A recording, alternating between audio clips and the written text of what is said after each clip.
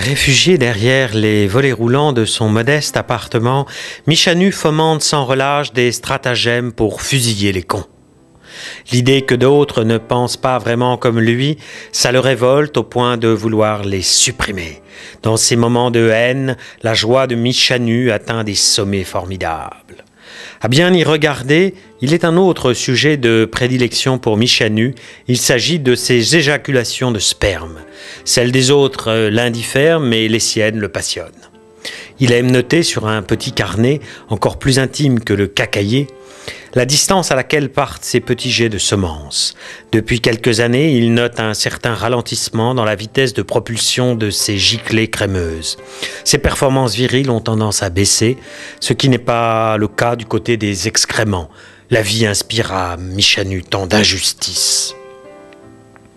Albert s'exerce en restant couché à atteindre l'Empire State Building de la connerie.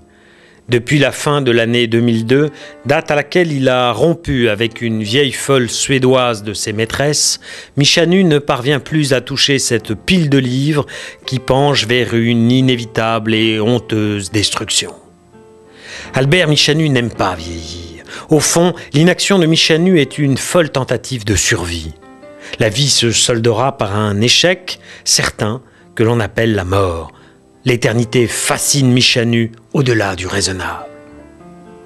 Albert Michanu a toujours lutté en faveur de l'onanisme, tout ce que l'Église catholique réprouve. L'introduction par les protestants d'une vision capitaliste de la production de sperme insupporte Michanu, le libre penseur.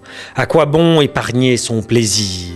Entre l'âge de 16 ans et celui de 25, Michanu a failli bien des fois se décrocher l'organe génital tant il s'est épuisé dans d'interminables et folles frictions masturbatoires.